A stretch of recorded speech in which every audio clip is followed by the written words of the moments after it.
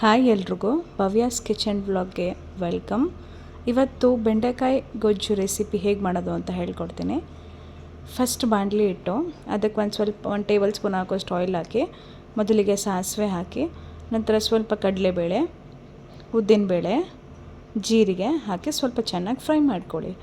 ನಂತರ ಕರಿಬೇವು ಸೊಪ್ಪು ಹಾಕಿ ಅದು ಚಟಪಟ ಅಂದ ನಂತರ ಸ್ವಲ್ಪ ಈರುಳ್ಳಿ ಹಾಕಿ, ಒಂದು ಗೆಡ್ಡೆಯಷ್ಟು ಈರುಳ್ಳಿ ತೊಗೊಂಡಿದ್ದೀನಿ. ಚೆನ್ನಾಗಿ ಫ್ರೈ ಆಗಲಿ. ಅದಕ್ಕೆ ಸ್ವಲ್ಪ ಒಂದು ಹಾಫ್ ಟೇಬಲ್ ಸ್ಪೂನಷ್ಟು ಉಪ್ಪು ಹಾಕ್ಕೊಳ್ಳಿ, ಚೆನ್ನಾಗಿ ಫ್ರೈ ಮಾಡ್ಕೊಳ್ಳಿ. ಇಲ್ಲಿ ನಾನು ದೊಡ್ಡ ಸೈಜ್ದು 2 ಟೊಮೆಟೊನ ಕಟ್ ಮಾಡಿಕೊಂಡು ಒಂದು ಬೌಲಿಗೆ ಹಾಕ್ಕೊಂಡಿದ್ದೀನಿ. 1 ಬೌಲ್ ಆಗುವಷ್ಟು ಟೊಮೆಟೊ. ಇದನ್ನು ಸ್ವಲ್ಪ ಚೆನ್ನಾಗಿ ಫ್ರೈ ಮಾಡ್ಕೋಬೇಕು. ಟೊಮೆಟೊ ಪೂರ್ತಿಯಾಗಿ ಸ್ಮ್ಯಾಶ್ ಆಗಬೇಕು.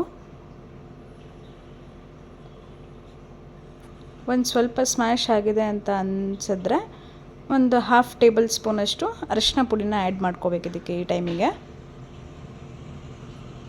ಒಂದೊಳ್ಳೆ ಮಿಕ್ಸ್ ಕೊಡಿ. ಅದಾದ ನಂತರ ಸ್ವಲ್ಪ ಒಂದು ಹಾಫ್ ಟೇಬಲ್ ಸ್ಪೂನಷ್ಟು ಖಾರ ಪುಡಿ, ಒಂದು ಹಾಫ್ ಟೇಬಲ್ ಸ್ಪೂನಷ್ಟು ಸಾಂಬಾರು ಪುಡಿ ಹಾಕ್ಕೊಂಡಿದ್ದೀನಿ. ಇದನ್ನು ಸ್ವಲ್ಪ ಚೆನ್ನಾಗಿ ಆಯಿಲಲ್ಲಿ ಫ್ರೈ ಮಾಡಬೇಕು. ಇದಾದಮೇಲೆ ಒಂದು ಹಾಫ್ ಟೇಬಲ್ ಸ್ಪೂನ್ ಗ್ಲಾಸಷ್ಟು ನೀರು ಹಾಕ್ಕೊಳ್ಳಿ.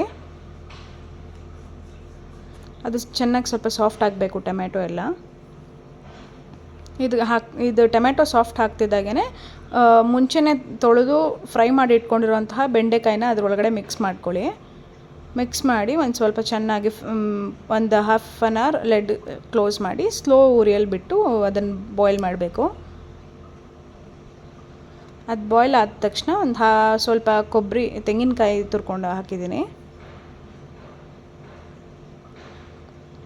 ಚೆನ್ನಾಗಿ ಮಿಕ್ಸ್ ಮಾಡಿ ನೀರೆಲ್ಲ ಸ್ವಲ್ಪ ಖಾಲಿ ಆಗಬೇಕು ಅದರಲ್ಲಿರೋದು. ನಂತರ ಸ್ವಲ್ಪ ಕೊತ್ತಂಬರಿ ಸೊಪ್ಪು ಲಾಸ್ಟಲ್ಲಿ ಹಾಕಿದ್ರೆ ಬಿಸಿ ಬಿಸಿ ಈಸಿಯೆಸ್ಟ್ ಬೆಂಡೆಕಾಯಿ ಗೊಜ್ಜು ರೆಡಿ. ಸಿಂಪಲ್ಲಾಗಿ ಫಾಸ್ಟಾಗಿ ಹೇಗಾಗೋದು ಅಂತ ತೋರಿಸಿದ್ದೀನಿ. ಇಷ್ಟ ಆದರೆ ಲೈಕ್ ಮಾಡಿ, ಶೇರ್ ಮಾಡಿ. ರೆಡಿ ಟು ಈಟ್ ಬೆಂಡೆಕಾಯಿ ಗೊಜ್ಜು ಈಸ್ ರೆಡಿ. Thank you.